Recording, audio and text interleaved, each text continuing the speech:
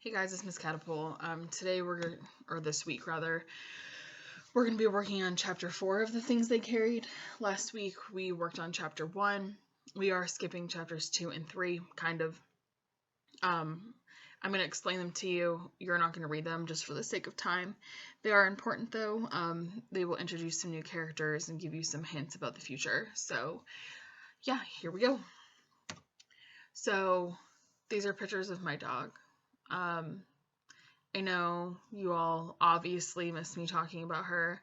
She's the greatest thing in the world, so take it in. I know you miss her almost as much as you miss me. I know. So here you go. Alright. So we're going to work on citing evidence today, along with still working on characterization, which is what we worked on last week. If you hear snoring, by the way, that's my dog. She is snoring, so... or if she starts barking or something, I apologize. So anyways, characterization and citing evidence. Here we go. So the warm-up. I've noticed a lot of you haven't been doing the warm-ups for some reason. They're super easy. Just do it so you can get credit. So this time I want you to take a look at this quote. Courage is being afraid, but going on anyhow. So all I want to know is, do you agree with this quote? And I want you to explain your answer. Whether you do or not, I need you to explain your answer. So I'm going to explain to you chapter 2 and chapter 3 of this book, so we can move on to 4 together. So chapter 2 is called Love, and in this chapter, so chapter 1, it talks about the war and all the people in the war. It mostly talks about Jimmy Cross, who is a platoon leader in Vietnam, and all the people that he is there with. So in chapter 2, it skips ahead a lot of years, and Jimmy Cross comes to visit the narrator at his home in Massachusetts, which we do not know who that is yet. So they hang out all day and they talk a little bit about the war and about Martha, and what happened after the war. Essentially, Jimmy Cross went to see Martha after the war, and she was like, yeah, I still don't like you, so here's another picture. Don't rip this one up. Don't burn it this time.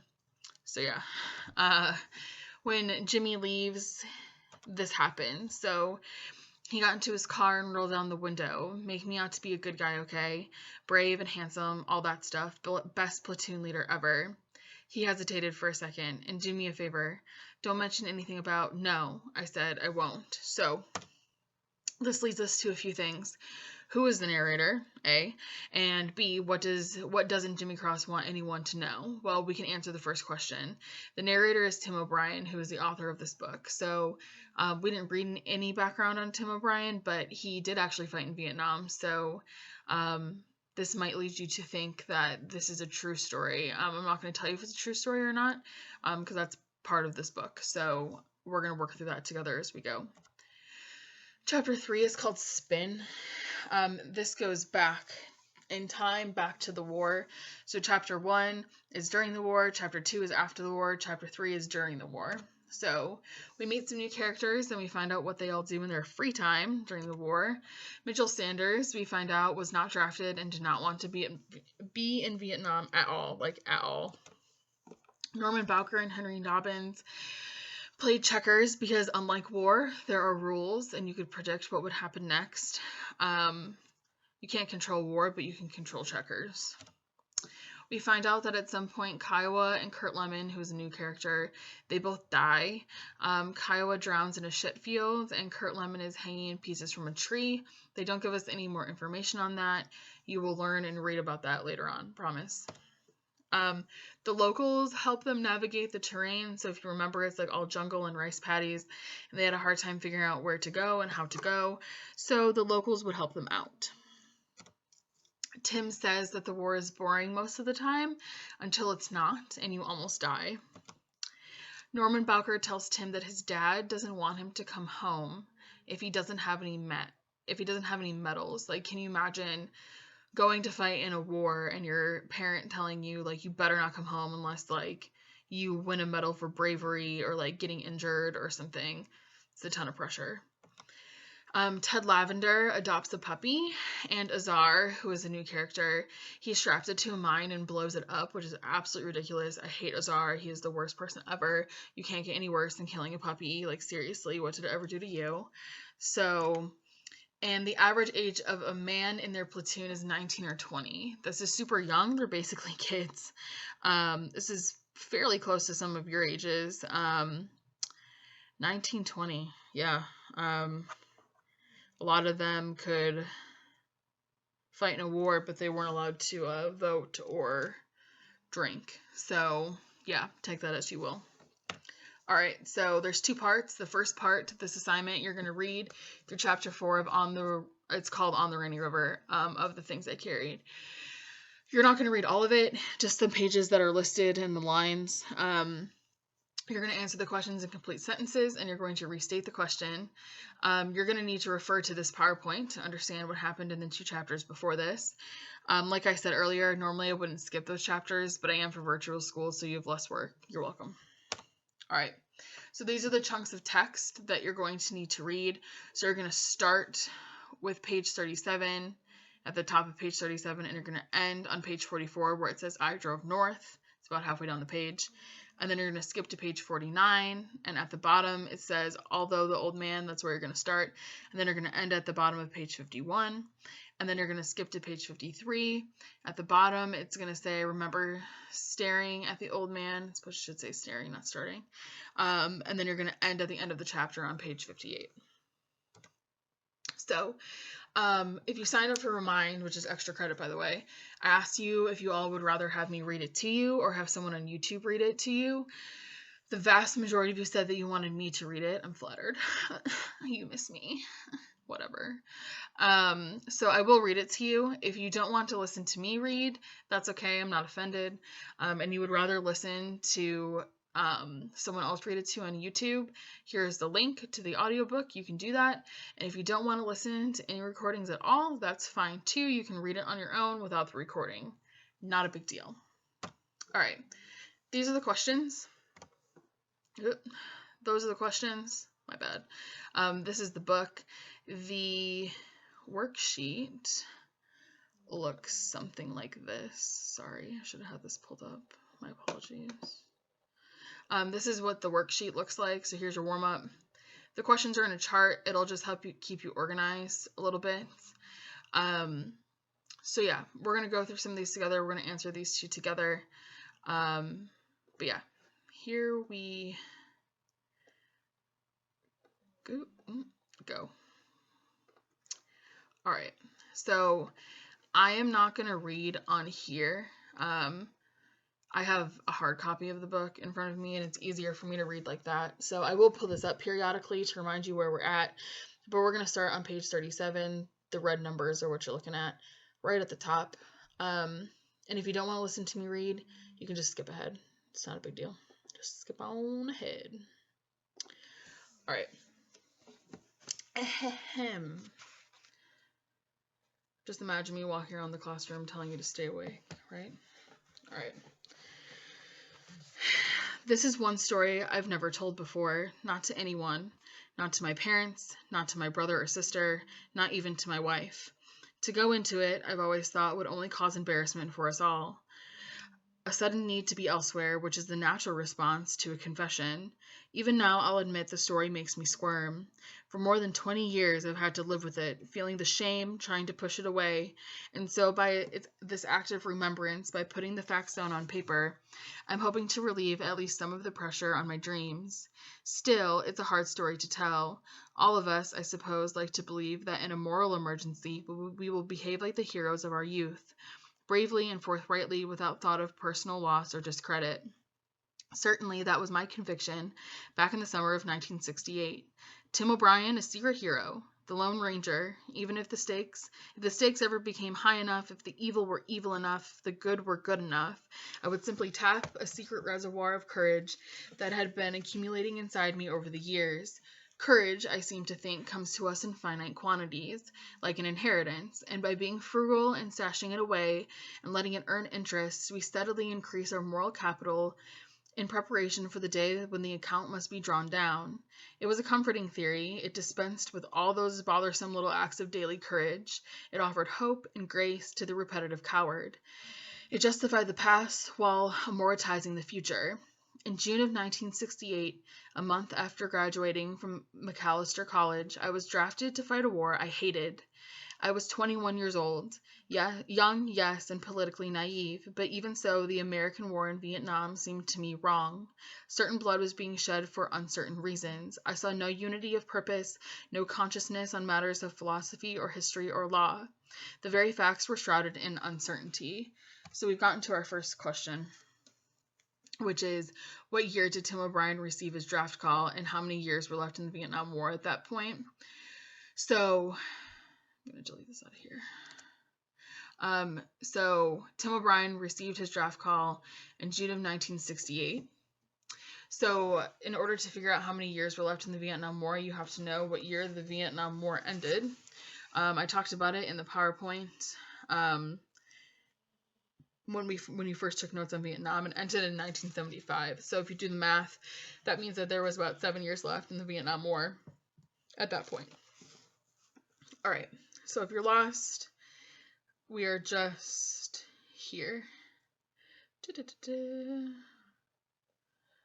We ended right here. Okay, so that's where we're going to pick up again. All right. The very facts were shrouded in uncertainty. Was it a civil war, a war of national liberation, or simple aggression? Who started it, and when, and why? What really happened to the USS Maddox on that dark night in the Gulf of Tonkin? Was Ho Chi Minh a communist stooge, or a nationalist savior, or both, or neither?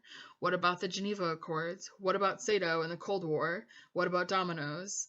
America was divided on all these and 1,000 other issues, and the debates had spilled out across the floor of the United States Senate and into the streets, and smart men in pinstripes could not agree on even the most fundamental matters of public policy. The only certainty that summer was moral confusion. It was my view then, and still is, that you don't make war without knowing why. Knowledge, of course, is always imperfect, but it seemed to me that when a nation goes to war, it must have a reasonable confidence in the justice and imperative of its cause. You can't fix your mistakes. Once people are dead, you can't make them undead. In any case, those were my convictions, and back in college I had taken a modest stand against the war. Nothing radical, no hothead stuff. Just ringing a few doorbells for Gene McCarthy, composing a few tedious, uninspired editorials for the campus newspaper. Oddly, though, it was almost entirely an intellectual activity. I brought some energy to it, of course, but it was the energy that accompanies almost any abstract endeavor. I felt no personal danger. I felt no sense of impending crisis in my life. Stupidly, with a kind of smug removal that I can't begin to fathom, I assumed that the problems of killing and dying did not fall within my special province. The draft notice arrived on June 17, 1968. It was a humid afternoon, I remember, cloudy and very quiet, and I'd just come home from a round of golf. My mother and father were having lunch out in the kitchen. I remember opening up the letter and scanning the first few lines, feeling the blood go thick behind my eyes. I remember a sound in my head. It wasn't thinking, just a silent howl. A million things all at once. I was too good for this war. Too smart, too compassionate, too everything.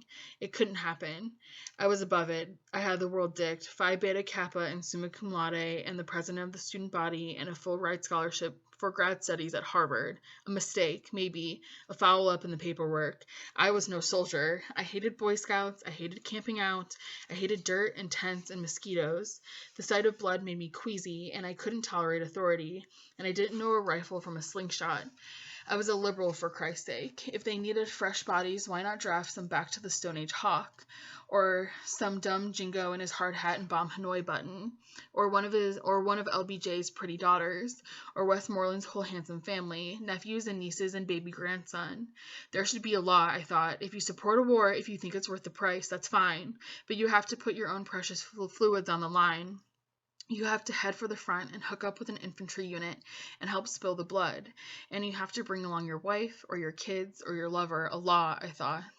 I remember the rage in my stomach. Later it burned down to a smoldering self-pity, then to numbness. At dinner that night, my father asked what my plans were. Nothing, I said. Wait. So we can answer this next question. So why did O'Brien feel like he shouldn't have to go to war? There's quite a few reasons. So O'Brien felt like he shouldn't have to go to war because he was too good. What else does it say? Too good.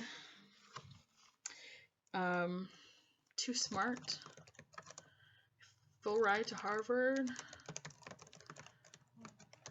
Let's put capital. Student. Body. President. He was a liberal. Thank you. He hated camping, etc.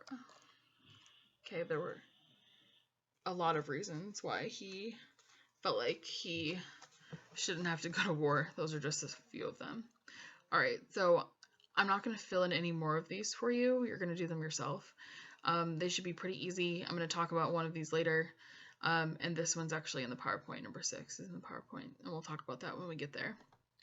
All right, so if you're lost, we're here, page 49. We ended here with weight. So this is actually the part where we're going to skip ahead ever so slightly. So if you look here, actually, no, we're not going to skip ahead. My bad. Not yet. All right, so we're going to pick up where we left off. I spent the summer of 1968 working in an armor meatpacking plant in my hometown of Worthington, Minnesota. The plant specialized in pork products, and for 8 hours a day, I stood on a quarter-mile assembly line, more properly, a disassembly line, removing blood clots from the necks of dead pigs. My job title, I believe, was declotter. After slaughter, the hogs were decapitated, split down the length of the belly, pried open, excavated, and strung up by the hind hocks on a high conveyor belt. Then gravity took over. By the time the carcass reached my spot on the line, the fluids had mostly drained out, everything except for dense clots of blood in the neck and upper chest cavity. To remove the stuff, I used a kind of water gun. The machine was heavy, maybe 80 pounds, and was suspended from the ceiling by a thick rubber cord.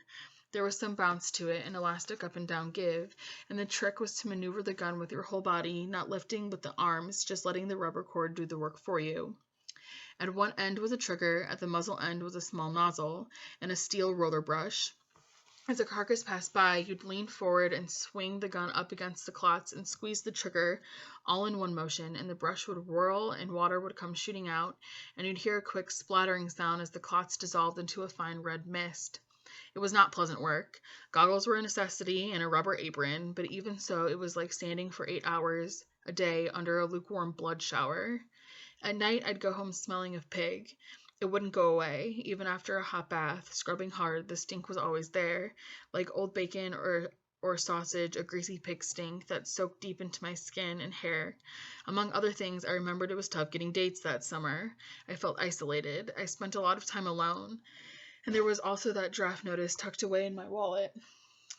In the evenings, I'd sometimes borrow my father's car and drive aimlessly around town, feeling sorry for myself, thinking about the war and the pig factory and how my life seemed to be collapsing towards slaughter. I felt paralyzed. All around me, the options seemed to be narrowing, as if I were hurtling down a huge black funnel and the whole world squeezing in tight. There was no happy way out. The government had ended most graduate school deferments. The waiting lists for the National Guard and Reserves were impossibly long. My health was solid. I didn't qualify for CO status, no religious grounds, no history as a pacifist. Moreover, I could not claim to be opposed to war as a matter of general principle. There were occasions, I believed, when a nation was justified in using military force to achieve its ends, to stop a Hitler or some comparable evil, and I told myself that in such circumstances I would have willingly marched off to the battle. The problem, though, was that a draft board did not let you choose your war. Beyond all this, or at the very center, was the raw fact of terror. I did not want to die, not ever, but certainly not then, not there, not in a wrong war. Driving up Main Street, past the courthouse and the Ben Franklin store, I sometimes felt the fear spreading inside me like weeds. I imagined myself dead. I imagined myself doing things I could not do, charging an enemy position, taking aim at another human being. At some point in mid-July, I began thinking seriously about Canada.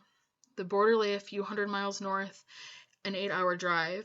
Both my conscience and my instincts were telling me to make a break for it and just take off and run like hell and never stop.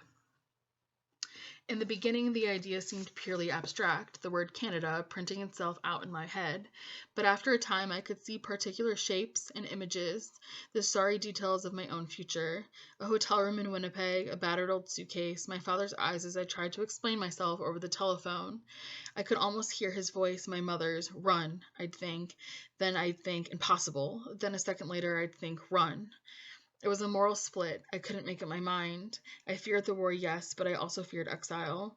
I was afraid of walking away from my own life, my friends and my family, my whole history, everything that mattered to me. I feared losing the respect of my parents. I feared the law. I feared ridicule and censure. My hometown was a conservative little spot on the prairie, a place where tradition counted, and it was easy to imagine people sitting around a table down at the old Gobbler Cafe on Main Street. Coffee cups poised, the conversation slowly zeroing in on the young O'Brien kid and how the damn sissy had taken off for Canada. At night when I couldn't sleep, I'd sometimes carry on fierce arguments with those people. I'd be screaming at them, telling them how much I detested their blind, thoughtless, automatic acquiescence to it all, their simple-minded patriotism, their prideful ignorance, their love it or leave it platitudes, how they were sending me off to fight a war they didn't understand and didn't want to understand. I held them responsible. By God, yes, I did. All of them. I held them personally and individually responsible. The polyestered Kiwanis boys, the merchants, the farmers, the pious churchgoers, the chatty housewives, the PTA and the Lions Club, and the veterans of foreign wars, and the fine upstanding gentry out at the country club. They didn't know about Die from the Man in the Moon. They didn't know history. They didn't know the first thing about Diem's tyranny, or the nature of Vietnamese nationalism, or the long colonialism of the French. This was all too damn complicated. It required some reading, but no matter. It was a war to stop the communists. Plain and simple, which is how they like things. And you were a treasonous pussy if you had second thoughts about killing or dying for plain and simple reasons. I was bitter, sure, but it was so much more than that. The emotions went from outrage to terror to bewilderment, to guilt to sorrow, and then back again to outrage. I felt a sickness inside me, real disease. Most of this I've told before, or at least hinted at. But what I've never told is the full truth, how I cracked, how at work one morning, standing on the pig line, I felt something break open in my chest. I don't know what it was, I'll never know, but it was real, I know that much. It was a physical rupture, a cracking, leaking, popping feeling. I remember dropping my water gun. Quickly, almost without thought, I took off my apron and walked out of the plant and drove home. It was mid-morning, I remember, and the house was empty. Down in my chest, there was still that leaking sensation, something very warm and precious spilling out, and I was covered with blood and hog stink, and for a long while, I just concentrated on holding myself together. I remember taking a hot shower. I remember packing a suitcase and carrying it out to the kitchen, standing very still for a few minutes, looking carefully at the familiar objects all around me. The old chrome toaster, the telephone, the pink and white formica on the kitchen counters. The room was full of bright sunshine, everything sparkled. My house, I thought, my life. I'm not sure how long I stood there, but later I scribbled out a short note to my parents. What it said exactly, I don't recall now, something vague. Taking off, will call, love Tim. I drove north. All right, so this is the end of the first chunk. You should have answered 1, 2, 3, 4, 5. And I want to talk about 6. So, number 6. We're going to skip ahead. If we go back, we're going to skip ahead to the bottom of page 49. Bottom of page 49. It should look like this.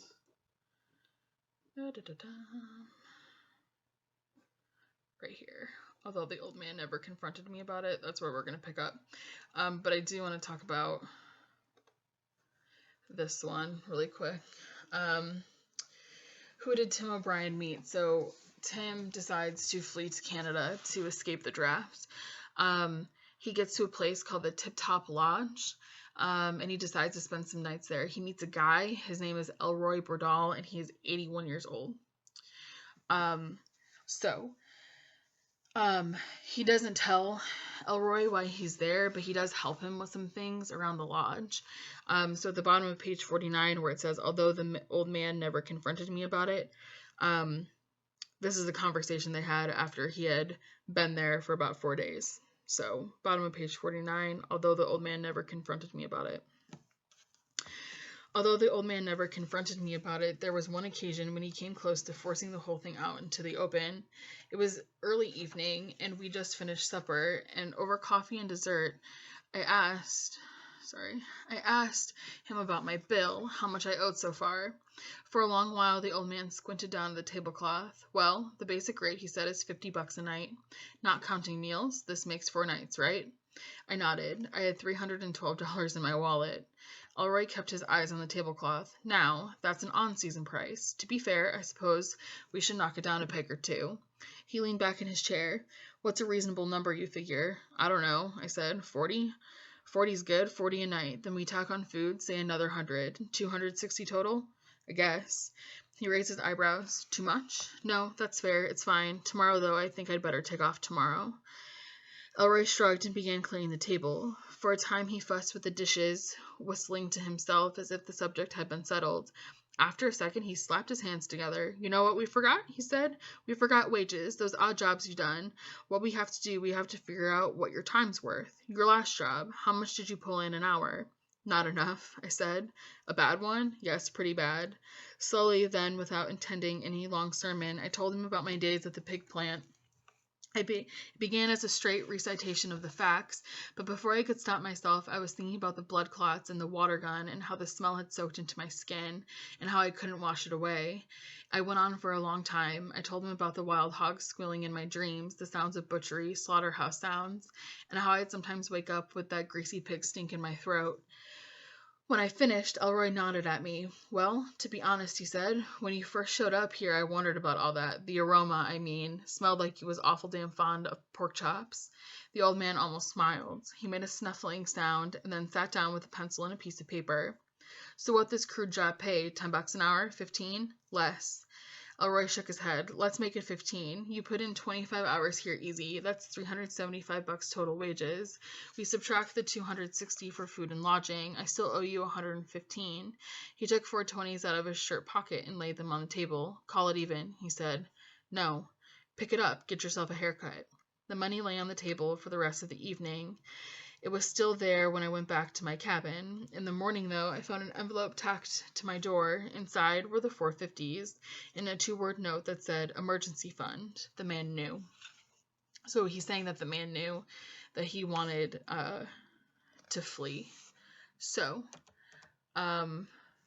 we're going to now skip ahead to the last chunk. So that's the bottom of page 53. It's the last paragraph. It says, I remember staring at the old man. All right, so Elroy tells Tim that he is going to go for a fishing trip and he wants Tim to come along. This is his way of trying to get, Elroy's way of trying to get Tim close to Canada. So they get on his boat and go out onto the river. And that's where this is picking up. So on the bottom of page 53, the last paragraph, I remember staring at the old man, then at my hands, then at Canada. The shoreline was dense with brush and timber. I could see tiny red berries on the bushes. I could see a squirrel up in one of the birch trees, a big crow looking at me from a boulder along the river. That close, 20 yards, and I could see the delicate lattice work of the leaves, the texture of the soil, the brown needles beneath the pines, the configurations of geology and human history. 20 yards. I could have done it. I could have jumped and started swimming for my life. Inside me, in my chest, I felt a terrible squeezing pressure. Even now, as I write this, I can still feel that tightness, and I want you to feel it. The wind coming off the river, the waves, the silence, the wooded frontier. You're at the bow of a boat on the rainy river. You're 21 years old, you're scared, and there's a hard squeezing pressure in your chest. What would you do? Would you jump? Would you feel pity for yourself? Would you think about your family and your childhood and your dreams and all you're leaving behind? Would it hurt? Would it feel like dying? Would you cry as I did? I tried to swallow it back. I tried to smile, except I was crying. So, one of the questions on here is to answer those questions that he asks you. I want you to answer them. So, number 7, you need to answer the questions on page 54. I want to know what you would do, essentially. So answer all the questions that he asks you on page 54. All right. So you can pause it, and then you can restart it when you're done answering it. Now perhaps you can understand why I never told this story before. It's not just the embarrassment of tears, that's part of it too, no doubt, but what embarrasses me much more, and always will, is the paralysis that took my heart. A moral freeze. I couldn't decide. I couldn't act. I couldn't comport myself with even a presence of modest human dignity. All I could do was cry. Quietly, not bawling, just the chest chokes. At the rear of the boat, Elroy Bordal pretended not to notice. He had a fishing rod in his hands, his head bowed to hide his eyes. He kept humming a soft, monotonous little tune. Everywhere it seemed, in the trees, in the water, in the sky, a great worldwide sadness came pressing down on me, a crushing sorrow like I'd never known before. And what was so sad, I realized, was that Canada had become a pitiful fantasy, silly and hopeless. It was no longer a possibility. Right then, with the shore so close, I understood that I would not do what I should do. I would not swim away from my hometown and my country and my life. I would not be brave. That old image of myself as a hero, as a man of conscience and courage, all that was just a threadbare pipe dream. Bobbing there on the raining river, looking back at the Minnesota shore, I felt a sudden swell of helplessness come over me, a drowning sensation, as if I had toppled overboard and was being swept away by the silver waves. Chunks of my own history flashed by. So this next part that I'm going to read is he's imagining all these things on the shoreline. So he doesn't really see them, but he's imagining that they're there. So I saw a 7-year-old boy in a white cowboy hat and a Lone Ranger mask and a pair of holstered 6-shooters. I saw a 12-year-old Little League shortstop pivoting to turn a double play. I saw a 16-year-old kid decked out for his first prom looking spiffy in a white tux and black bow tie, his hair cut short and flat, his shoes freshly polished. My whole life, seemed to spill out into the river, swirling away from me. Everything I had ever been or ever wanted to be. I couldn't get my breath. I couldn't stay afloat. I couldn't tell which way to swim. A hallucination, I suppose, but it was as real as anything I would ever feel. I saw my parents calling to me from the shoreline. I saw my brother and sister, all the townsfolk, the mayor and the entire Chamber of Commerce, and all my old teachers and girlfriends and high school buddies. Like some outlandish sporting event, everybody screaming from the sidelines, rooting me on, a loud stadium roar. Hot dogs and popcorn, stadium smells, stadium heat. A squad of cheerleaders did cartwheels along the banks of the rainy river. They had megaphones and pom-poms and smooth brown thighs. The crowd swayed left and right. A marching band played fight songs. All my aunts and uncles were there, and Abraham Lincoln and St. George, and a 9-year-old girl named Linda who had died of a brain tumor back in 5th grade, and several members of the United States Senate, and a blind poet scribbling notes, and LBJ, and Huck Finn, and Abby Hoffman, and all the dead soldiers back from the grave, and the many thousands who were later to die.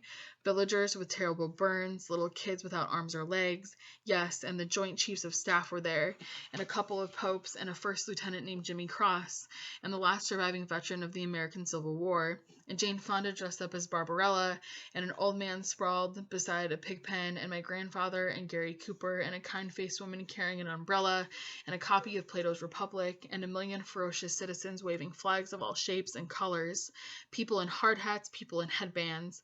They were all whooping and chanting and urging me toward one shore or the other.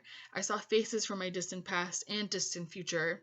My wife was there, my unborn daughter waved at me, and my 2 sons hopped up and down, and a drill sergeant named Blyton sneered and shot up a finger and shook his head. There was a choir in bright purple robes. There was a cabbie from the Bronx. There was a slim man I would one day kill with a hand grenade along a red clay trail outside the village of My Key. The little aluminum boat rocked softly beneath me. There was the wind and the sky. I tried to will myself overboard. I gripped the edge of the boat and leaned forward and thought, now. I did try, it just wasn't possible. All those eyes on me, the town, the whole universe, and I couldn't risk the embarrassment. It was as if there were an audience to my life, that swirl of faces along the river, and in my head I could hear the people screaming at me. Traitor, they yelled, turncoat, pussy. I felt myself blush. I couldn't tolerate it. I couldn't endure the mockery or the disgrace or the patriotic ridicule. Even in my imagination, the shore just 20 yards away, I couldn't make myself be brave. It had nothing to do. I lost my place. It had nothing to do with morality, embarrassment. That's all it was. And right then I submitted. I would go to the war. I would kill and maybe die because I was embarrassed not to. That was the sad thing. And so I sat in the bow of the boat and cried. It was loud now, loud, hard crying. Elroy Burdall remained quiet. He kept fishing. He worked his line with the tips of his fingers, patiently squinting out at his red and white bobber on the rainy river. His eyes were flat and impassive. He didn't speak. He was simply there, like the river and the late summer sun, and yet by his presence, his mute watchfulness, he made it real. He was the true audience. He was a witness, like God, or like the gods, who look on in absolute silence as we live our lives, as we make our choices or fail to make them. Ain't biting, he said. Then after a time, the old man pulled in his line and turned the boat back toward Minnesota. I don't remember saying goodbye. That last night we had dinner together, and I went to bed early, and in the morning Elroy fixed breakfast for me. When I told him I'd be leaving, the old man nodded as if he already knew. He looked down at the table and smiled. At some point later in the morning, it's possible that we shook hands, I just don't remember, but I do know that by the time I'd finished packing, the old man had disappeared. Around noon, when I took my suitcase out to the car, I noticed that his old black pickup truck was no longer parked in front of the main lodge. I went inside and waited for a while, but I felt a bone certainty that he wouldn't be back. In a way, I thought it was appropriate. I washed up all the breakfast dishes, left his $200 on the kitchen counter, got into the car, and drove south toward home.